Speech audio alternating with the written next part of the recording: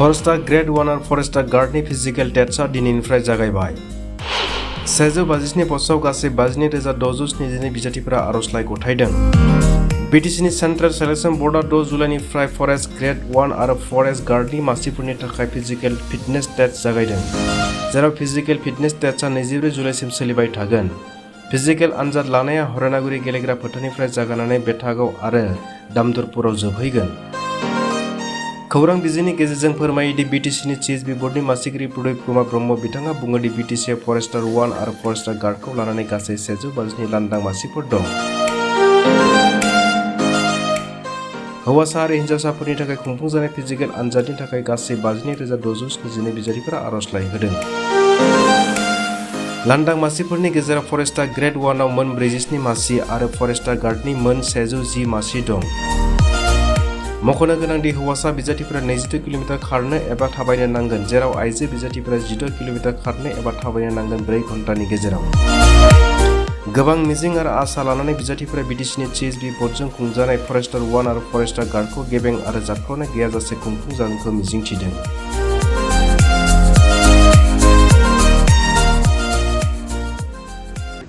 नमस्कार, मोर नाम देजन बसुमतारी। मैं बाक्सा डिस्ट्रिक्टर पर आइसो। Baksa district police station Musalpur. 26 forest guard और फरेस्टार कारण दावसिलो 26 किलोमीटर डिस्टेंस मैं कमप्लीट करिलो 2 घंटा 10 मिनिट। কয়টা বজাত আৰম্ভ কৰিছে? মই 6:40 মানৰ পৰা দাউছিলো।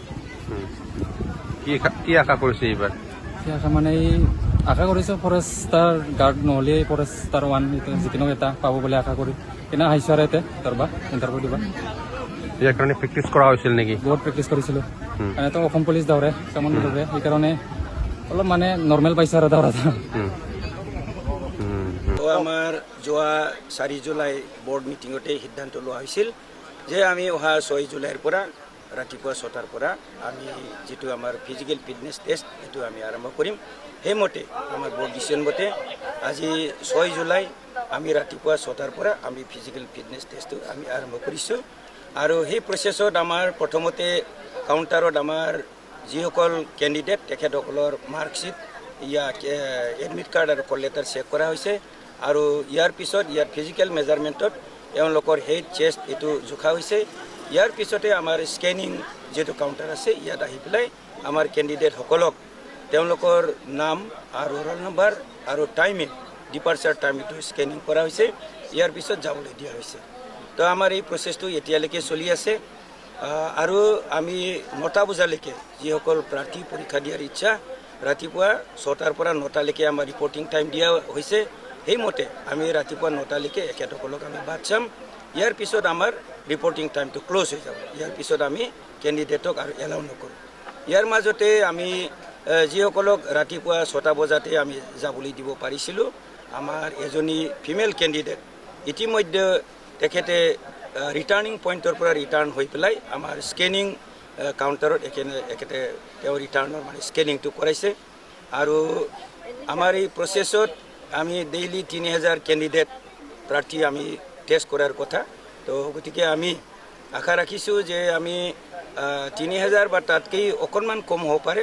আমি যিমান প্ৰাৰ্থী আহে আমি টেষ্ট কৰিম আৰু এখেতসকলক পৰৱৰ্তী পৰ্যায়ত কোৱালিফাই বা ডিছকুৱালিফাই হয় এইটো আমি জাজ কৰি পেলাই আমি ইয়াৰ পিছত আমি ৰিজাল্টটো দিম। এইখিনি কিমান পোষ্ট আছে? আমাৰ 157 আছে। ফৰেষ্টাৰ 1 এইটো 47 আৰু ফৰেষ্ট গাৰ্ড 110 157 টোটেল। বৰ্তমান কিমান প্ৰাৰ্থীয়ে অংশগ্ৰহণ কৰিছে? আমাৰ 52,672 পৰীক্ষা দিব। আফটাৰ স্কেনিং আমি এইটো পাইছোঁ। আৰু ডেইলি 3000 আমাৰ 17 days right from 6 July to 24 July আমাৰ পৰীক্ষা হ'ব। তো আমি ডেইলি 3000কে এভাৰেজ কৰি লৈছোঁ। ডেইলি 3000 আমি ৰিক্ৰুট কৰিম এক্সেপ্ট ছানডেত আমাৰ হলিডে থাকিব, ক্লোজ থাকিব। সেইদিনা পৰীক্ষা এইটো 24 তাৰিখ আফটাৰ 24 জুলাই এইটো আমাৰ পৰীক্ষাটো জাৰি থাকিব। ষ্টাৰ্টিং আৰু এণ্ডিং পইণ্ট আৰু ষ্টাৰ্টিং আৰু এণ্ডিং পইণ্টটো হ'ল আমাৰ ছোৱালীবিলাকৰ কাৰণে ফৰ ফিমেল কেণ্ডিডেট 8 কিলোমিটাৰত আমি ৰিটাৰ্ণিং পইণ্ট বনাইছোঁ, য'ৰ পৰা উভতিব। এইটো জাগাটোৰ নাম হ'ল দামোদৰপুৰ। আৰু যিবিলাক মেল কেণ্ডিডেট তেখেতসকলৰ কাৰণে আমি 13 কিলোমিটাৰত ৰিটাৰ্ণিং পইণ্ট বনাইছোঁ, এইটো বেটাগাঁও বামুণপাৰা বুলি কয়। তো তেখেতসকলে আমাৰ কেণ্ডিডেটসকলে 8 কিলোমিটাৰ আৰু 13 কিলোমিটাৰ গৈ পেলাই তেখেতসকলে টকেন কালেক্ট কৰিব লাগিব। তাত আৰু কোনো স্কেনিং নহয়, তাতে টকেন কালেক্ট কৰি তেওঁলোকে ঘূৰি আহিব আৰু আমাৰ ইয়াত যিটো ষ্টাৰ্টিং পইণ্টটো আমাৰ এণ্ডিং পইণ্ট, ইয়াতে তেখেতসকলে যেতিয়া টকেনটো দেখাব ডিছপ্লেচ কৰিব, আমাৰ স্কেনিং কাউণ্টাৰ স্কেনিং কৰিব, ইয়াৰ পিছতে এটা কেণ্ডিডেটৰ যিটো টেষ্ট বা ৱাকিং টেষ্ট সেইটো সমাপ্ত হ'ব। যেহেতু আজি প্ৰথমটো দিনটোত আপুনি কি বাৰ্তা জনাব? যেহেতু 50,000তকৈ অধিক প্ৰাৰ্থী ইয়াত পাৰ্টিচিপেট কৰিব, তেওঁলোকৰ কাৰণে কি ক'ব আপুনি? আমাৰ যিখিনি আমি স্ক্ৰিনিং আমাৰ হেৰিত টেষ্টত বা স্ক্ৰুটিনিত আমি পাইছোঁ 52,672। তো ইয়াৰ ভিতৰত ডেফিনেটলিতো বহুতেই হয়তো নাহিব পাৰে, কেইজনমান ইচ্ছাকৃত হয়তো পাৰ্টিচিপেট নকৰিব। আকৌ যিসকল আহিছে এখেতসকলৰ ভিতৰত কিছুমান হেইট বা চেষ্টৰ কাৰণে হয়তো ডিছকুৱালিফাই হ'ব পাৰে বা হৈছেও সেইখিনি, আৰু বাকী যিবিলাক কোৱালিফাই হ'ব, যদি এখেতসকলে ৱাকিং টেষ্টত কোৱালিফাই হয় ডেফিনেটলি তেওঁলোকে কোৱালিফাই হ'ব আৰু পৰৱৰ্তী আমাৰ যিটো টেষ্ট ৰিটেন এক্সাম তাত ইহঁতে এপিয়াৰ হ'ব পাৰিব। CSBৰ অধ্যক্ষ হিচাপে আপুনি নিকা আৰু স্বচ্ছ চাকৰি দিব বুলি কিমান দেখিব? নিশ্চিতভাৱে আমিতো একেবাৰে নিকা আৰু স্বচ্ছভাৱে আমি এপইণ্টমেণ্টটো দিম বুলি বা চাকৰিটো দিম বুলি আমি এই সকলোবোৰ প্ৰচেষ্টা আমি চলাইছোঁ।